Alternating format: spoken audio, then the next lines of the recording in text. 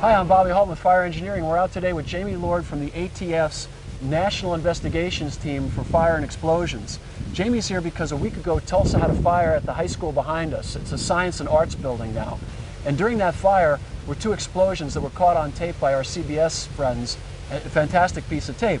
We've been conjecturing for about a week what the heck happened there. We thought maybe it was a flashover with sustained burning. We thought, could it be a smoke explosion? Well, Jamie's here to explain to us a little bit about the fire dynamics and what happened that day, and talk a little bit about what his understanding is about the fire up to this point. It's still an ongoing investigation, so Jamie can't give us cause and determination or anything like that. The report will be coming out soon. But the ATF is a tremendous friend of the fire service. If you have a significant fire, you should contact them immediately. Certainly if you have any explosion, let the ATF know about it as soon as possible so that they can get the proper resources on scene to help you secure the scene and begin the investigation promptly. They're a great friend of the fire service. They do great studies for us, and they get us accurate and scientifically measured and proven results and information. So be sure to call the ATF anytime you have a suspicious fire or a fire involving firearms or any type of explosion. Jamie, thank you so much for spending some time with us today. Thanks for having me. Again, we have Jamie Lord. Jamie, what do you think happened here? What was the fire dynamics happening here last week?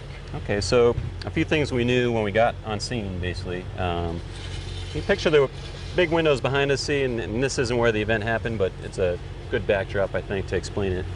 We had the fire department show up, and we're already venting one of these whole big windows. One of these big 30-footers. Yeah, so these big guys here, the whole thing's out. We got flames coming out the window.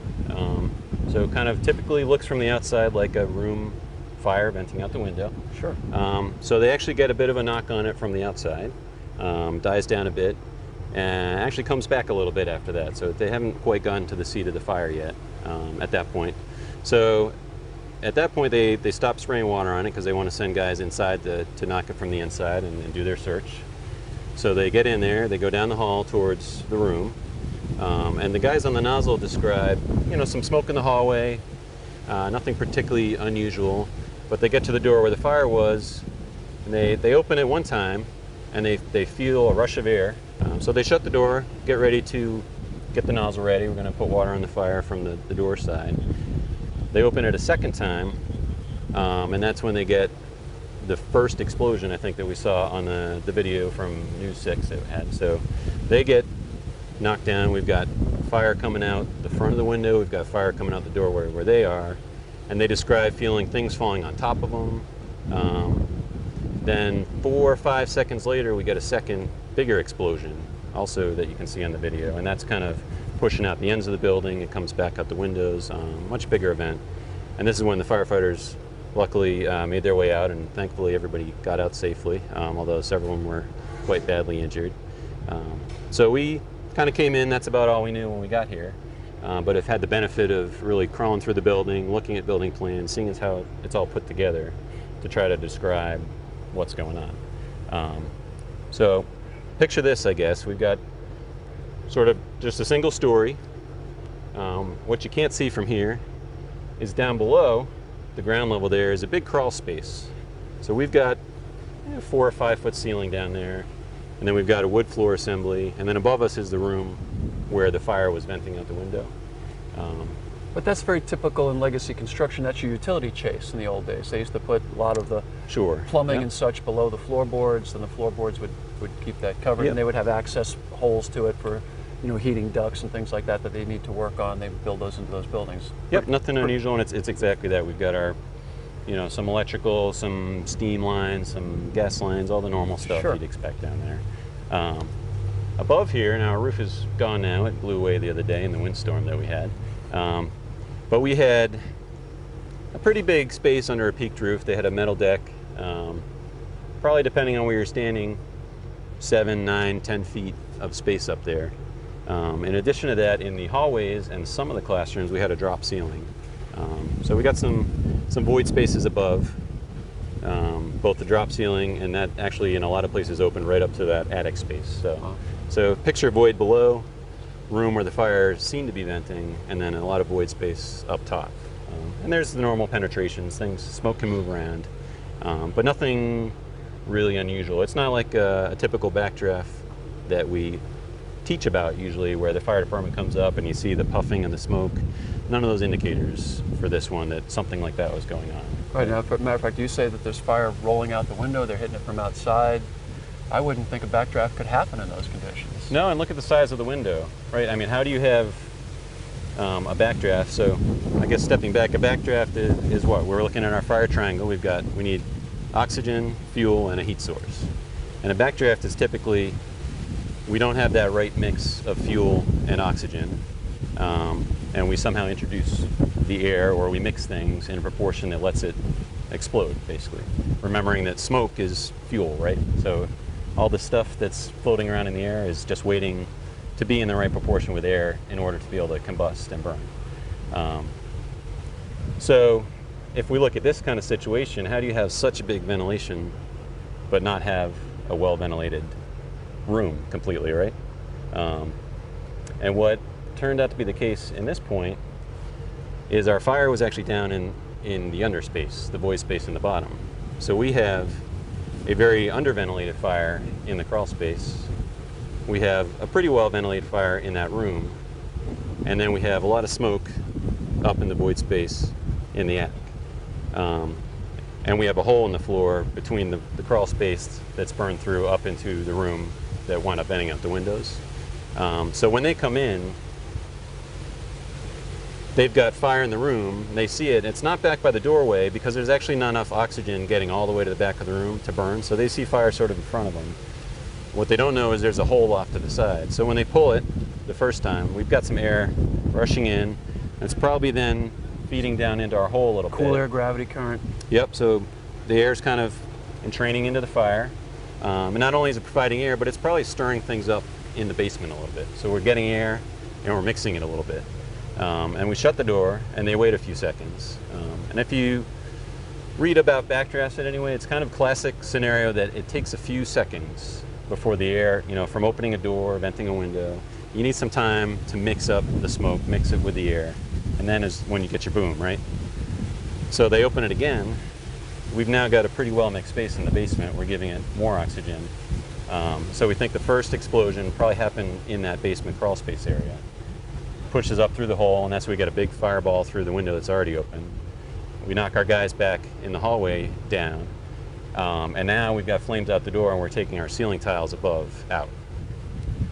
So now we've got explosion in the basement, fire in the front vented room, and we've got a bunch of mixing happening up in the attic space. And there's about 5 more seconds of that mixing. We've got flames coming out the door, and we had this big explosion that kind of probably ran most of the space up high. And they do describe kind of feeling like it's from above almost. So it's a sort of a second smoke explosion in that attic space. Now, you and Dan Majikowski, Steve Kerber, Nelson Breyer, all the great guys at NIST and ATF and UL and Factory Mutual are teaching us now about heat flow paths. Mm-hmm. So all our openings, all our hallways, those are heat flow paths that we should be aware of at all times when we're in the building. So, and it's all about how do you get the air and the fuel together in a hot spot. Yeah, and they're always going to sort of find the path of least resistance, I guess. And so it's trying not to create that path if we can help it. Although in this particular scenario, I don't think there was any probably indicator for them to see. Yeah, as you said, the classic indicators, the puffing, in my mind, Jamie, and this is where I had a hard time wrapping my head around the backdraft idea, was I always thought it had to be a space, a confined space. But there was a confined space. We just didn't see it. We just couldn't see it. And so you'll see... there are actually 2 confined spaces, and then an open space. Exactly. So there may have been there was probably some breathing and puffing of the fire happening, but it's under the floor, down low where nobody sees it. We see there are some small little vents down at ground level that go into there, but it's so oxygen starved down there that it's probably just pulling air in. It's not pushing smoke out in puffs. It's a pure inlet to try to feed that fire down there. Now you've been doing this for 15, 20 years? Yeah, about 15 years or so. Okay, so you're a very experienced investigator. You've been to you've read thousands of investigations, probably been to hundreds of investigations. Been to a couple hundred, and we cause a lot of fires in our laboratory. So right, and I know you've worked with NIST very closely, you've worked with all the testing labs, and you do your own laboratory work. Yeah. How unusual an event was this? It was very unusual, I think. And I mean, even a backdraft itself is unusual.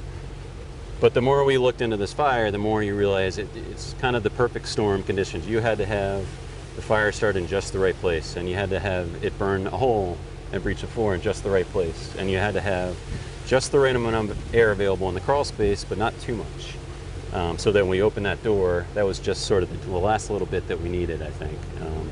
And there may have even been some floor collapse involved from the burning of the structure underneath. So even a small shift in the floor can also stir stuff up. So it's a very unusual thing, I would say. And kind of a unique. Very unique, and I wouldn't, hopefully expect to see a lot of these, but. No, we don't want to see any more of these, because it's tough enough on the fire ground using what we know to predict or try to predict what's going to happen.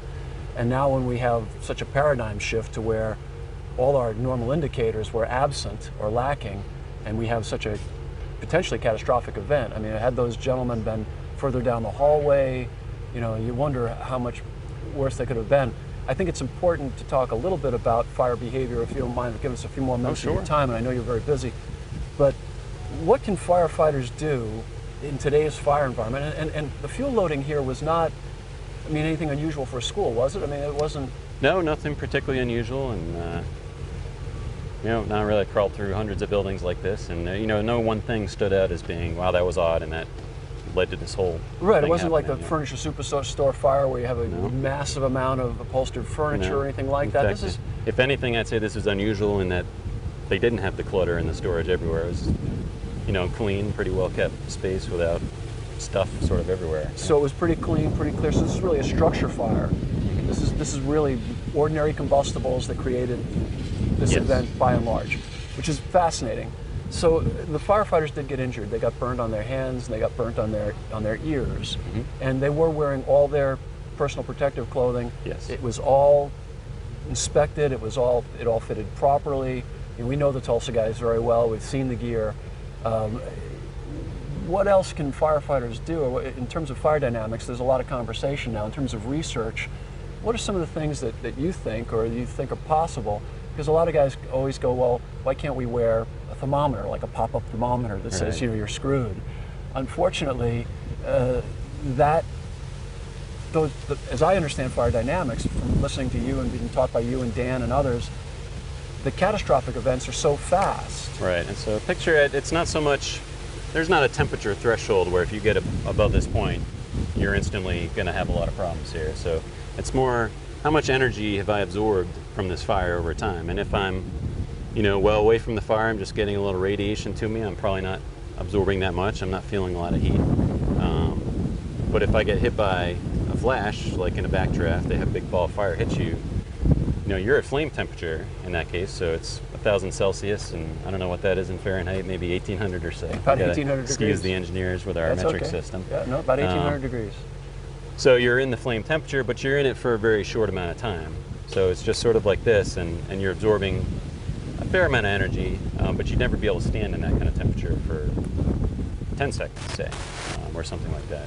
So it's all about this balance of energy and how much are we taking in, and our gear can hold so much, and there's different points that are stronger and weaker than others, I suppose. So those are where you tend to see the burns, where you hit the weak points in the gear. We're going to do a little editor's sidebar about gear. We're going to talk a little bit about gear, but basically what Jamie's referring to is that typical bunker gear, this is typical bunker gear here, is rated at about somewhere between 35 and 40, depending on what they do. And what they say is that they rate the total thermal protection and they put it into seconds. And they say it gives it a 35. Well, that means you have about 17 seconds, which is another weird thing in the fire service. They say it's a 45, but that means 17. You take that number and divide it in half to a flashover, or about 1,128 degrees where carbon monoxide explodes. So that's great. That's your bunker gear.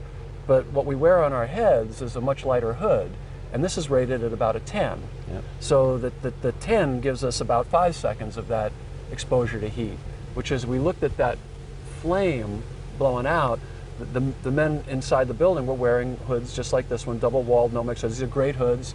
They worked absolutely perfectly, but it didn't give them that protection. And this is another interesting hood, came out years ago. It's called the Cliff Reed hood by Globe. and people called it bunker gear for your heads. At the time, the fire service ballyhooed it. There was people saying you won't be able to feel the heat and yada, yada, yada. But I guess the argument or the question that I have is, once we feel the heat, isn't it like too late in these catastrophic events?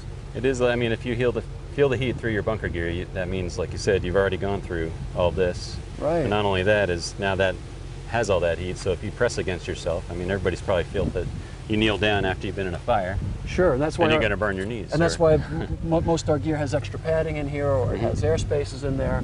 So it's interesting that our brain's a pretty important organ. I'm going to go way out on a limb here and say that of all the organs I have, the brain should be your favorite. And so that has the least amount of protection, basically. Our face and our helmet gives us some added thermal, but not a whole lot. Yeah, so sort of right here, I guess. Yeah, and this is where the fellas, their ears got burnt, their faces got burnt. And so, it's an interesting question. And will our gear look more like this into the future? The Cliff Reed hood, is that going to be, and it's interesting, Captain Reed was a Houston firefighter, a very decorated firefighter, renowned firefighter. His son is now, I believe, a chief officer with the Houston Fire Department, one of the best fire departments in the country. And Cliff came up with this concept, in his career after going through a couple of catastrophic fires like this where they got caught in heat flow paths. And Cliff came up with this, it has to be 15, maybe 20 years ago.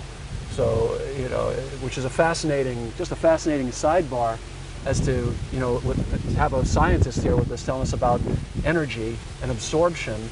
We need to pay attention to what you guys are telling us, and we need to advance our gear.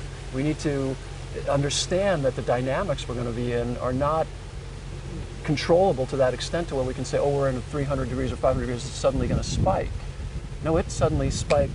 The guys we talked to Captain Ryder yesterday, and the captain explained to us how they walked in, they were standing up, there was very little heat in the hallway, very little smoke.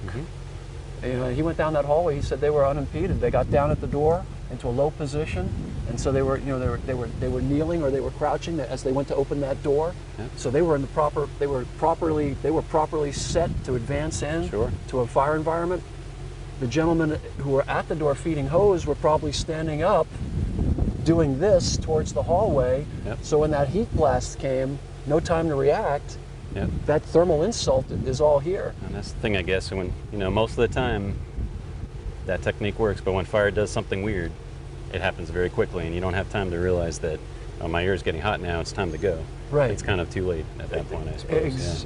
It's way too late. Yeah. So, Jimmy, can you tell us real quickly, what does the ATF bring to something like this? When we call the ATF, there's regional teams, yep. and they're the first responders who come kind of secure the scene, do a preliminary, and then you all, what do you all? I mean, you got a great so we call this is our national response team, and generally we're here at the request of the local fire department or might be the state fire marshal, whoever's got control of the scene, and they usually have their own investigators that are doing a great job and doing everything they can, but sometimes something like this is a little much for two guys and no heavy equipment to handle on their own. So if they ask us to come in, usually it's maybe some fatalities or firefighter injuries, or it could just be sort of a large loss that they need some extra help with.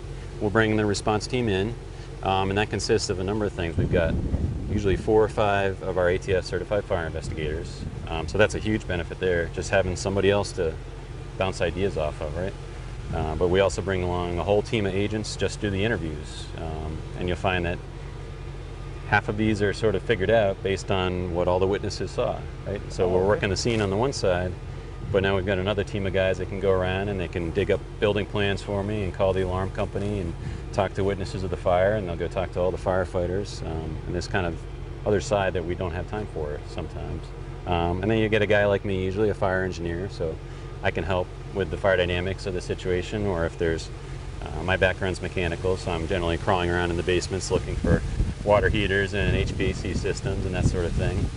We'll bring an electrical engineer to help rule in or out electrical systems, or maybe do some arc mapping or some other techniques to help pinpoint things a little bit. We've usually got a chemist with us, so if we've got any chemical hazards to worry about, they can help us with that, or even just the collection of evidence and making sure.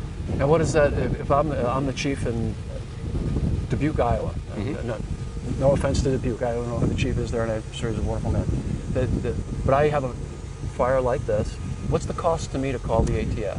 It is zero. So this is all your lovely federal taxes at work here, and so that's the good thing is we can bring that in. It's all paid for. I mean, we cover.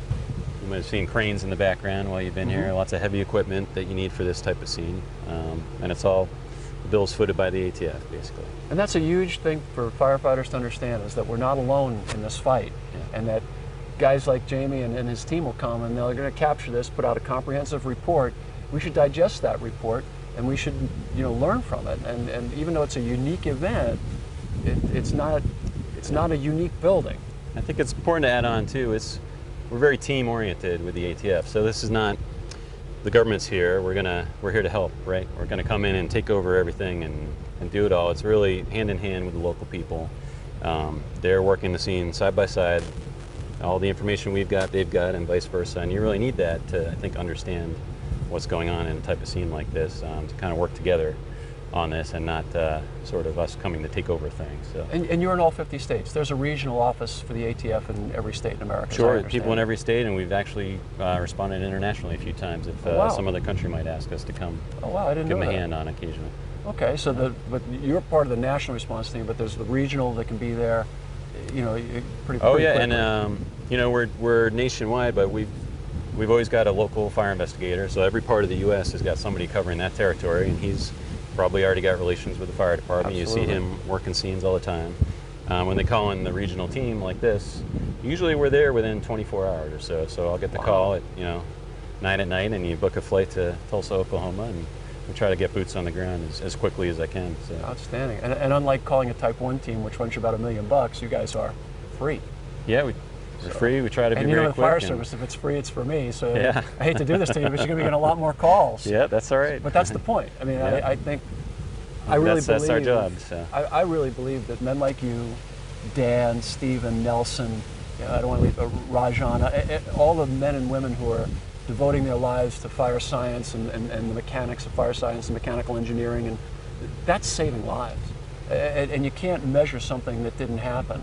But you're giving us information that we never had before, and you're explaining things to us that were myths, and you're debunking myths, and we can't thank you enough for what you do and how dedicated you all are to really saving citizens and firefighters. And I think that there's so much out there that we have yet to know, and I get we're so obsessed now with modern furnishings and modern components and lightweight construction that we forget that these buildings, these legacy buildings and structure fires are every bit as dangerous and every bit as deadly, and that we can't just, it's like the Bresnan distributor, we threw it out. We've got to keep learning. So we want to thank you. We're here with Jamie Lord from the ATF National Response Team. I'm Bobby Halton. We're in Tulsa, Oklahoma, and remember, be careful out there.